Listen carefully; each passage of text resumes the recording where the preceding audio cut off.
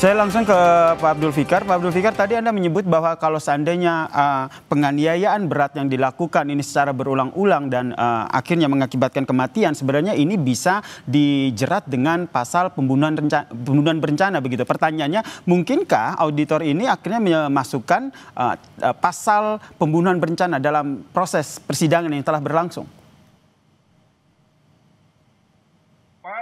Sulitnya auditor itu sudah mendakwa hanya penganiayaan berat yang menimbulkan kematian, ya. Dan persidangannya sudah sampai pada tahap pembuktian, yaitu pemeriksaan saksi. Padahal dakwaan itu bisa dirubah, ya, kalau belum masuk ke tahap pembuktian, gitu. Jadi umpamanya baru dibaca dakwaan, kemudian ada eksepsi, terus jaksanya kemudian sadar atau apalah, kemudian ada informasi lain, dia merubah, masih bisa di situ karena belum mulai pembuktiannya, belum mulai pemeriksaan saksi, pemeriksaan ahli belum dimulai gitu. Nah itu masih bisa dirubah, ya. Nah tapi kalau sekarang kan faktanya sudah diperiksa di saksi-saksi, ya kan.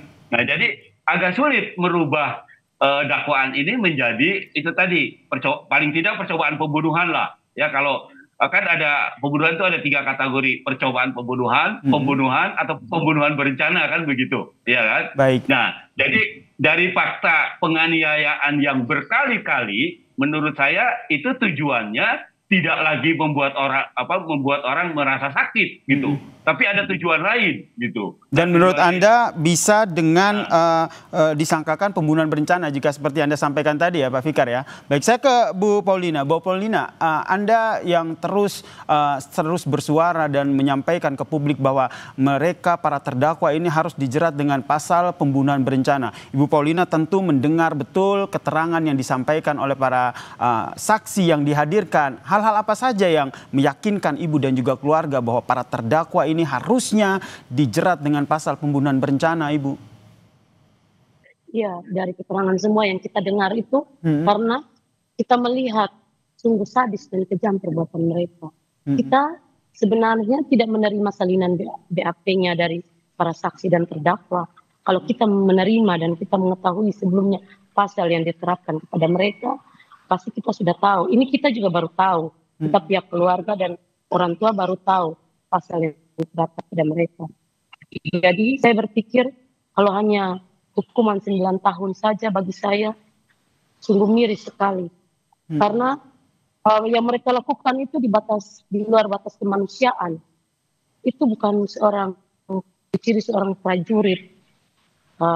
Memang kalau memang pembinaan atau apa kami memaklumi ada dia punya tingkat-tingkatnya. Tapi ini sudah mengarah kepada pembunuhan, bukan pembinaan lagi.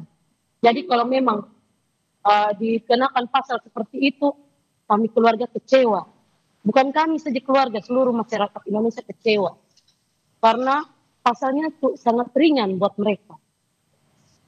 Pasalnya sangat ringan karena menurut pihak keluarga harusnya ini dijerat dengan pasal pembunuhan berencana, begitu ya, Bu Paulina. Kemudian dalam sidang ini kalau kita lihat kan para terdakwa ada 17 terdakwa, kemudian ada 4 terdakwa, kemudian 1 kepala ataupun atasan dari almarhum yang juga diperiksa. Dari kesemua terdakwa ini, menurut Ibu Paulina sendiri siapa sebenarnya orang yang paling bertanggung jawab, otak utama dari pelaku penganiayaan yang harus betul-betul bertanggung jawab? Kalau menurut saya yang saya lihat itu terdakwa yang bernama Torik Singajuru, itu yang saya lihat. Dan Bapak Madejini. Kedua itu yang saya lihat mereka cukup bertanggung jawab harusnya. Dan juga Danti Luki. Danti Luki itu juga berperan penting. Tapi yang saya lihat di situ kebanyakan itu yang peran penting itu Bapak Torik Singajuru. Kemudian Ibu tentu bertemu langsung dengan para terdakwa saat persidangan tersebut gitu. Saya yakin Ibu Paulina punya rasa kecewa, punya amarah di situ. Tapi dari wajah para terdakwa ini, apakah mereka tampak menunjukkan rasa penyesalan? Mungkin ada yang ingin berupaya untuk menyampaikan permintaan maaf langsung kepada Ibu? Yang saya lihat para terdakwa tidak ada rasa penyesalan. Malahan yang saya lihat terdakwa Ahmad Faisal Letnan 1 Ahmad Ocal, dia duduk sambil menggoyang-goyangkan kaki.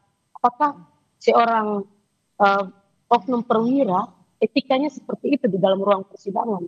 Sedangkan di dalam ruang persidangan itu ada bapak hakim, ada bapak auditor, ada bapak PH terdakwa, ada PH dari keluarga. Gimana etika sebagai seorang perwira? Anda duduk sambil menggoyangkan kaki dengan tidak punya rasa sedih, rasa bersalah. Anda seakan-akan merasa kelihatan sombong, angkuh di dalam ruang persidangan. Sedangkan Anda duduk di depan ini orang tua dari korban yang sudah mati atau meninggal karena dibunuh oleh kalian 22 orang. Saya lihat tidak ada penyesalan dari ratu wajah mereka. Tidak ada sama sekali. Termaksud ada salah satu terdakwa yang sudah menyampaikan permintaan maaf begitu kepada pihak keluarga di persidangan. Ibu menerima permintaan maaf tersebut atau Kami apa respon tidak Ibu? akan menerima permintaan maaf dari terdakwa. Beleza, strong and beauty everlasting, like you. Sampai kapanpun saya tekankan, saya tidak akan memaafkan ke-22 pelaku pembunuhan anak saya.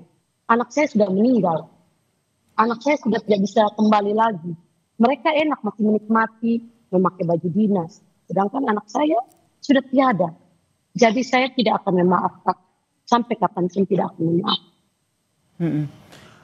Dengan kondisi seperti ini, saya membayangkan begitu sedih begitu Ibu, kehilangan seorang anak yang dibanggakan, kemudian harus hadir menyaksikan para terdakwa yang merupakan mereka yang berbuat yang menghilangkan nyawa anak Ibu. Pertanyaannya apa yang membuat seorang Ibu Paulina ini begitu tegar setiap hari hadir di persidangan untuk menyaksikan persidangan, menatap langsung para terdakwa yang membunuh anak Ibu? Saya waktu hadir di sidang pertama itu saya kuatkan hati saya, dari rumah saya berdoa. Saya bilang, Tuhan kuatkan dan mantapkan hati saya untuk hadir di persidangan. Karena saya bersaksi itu saya untuk menegakkan keadilan buat almarhum anak saya. Jadi saya hadir dan saya percaya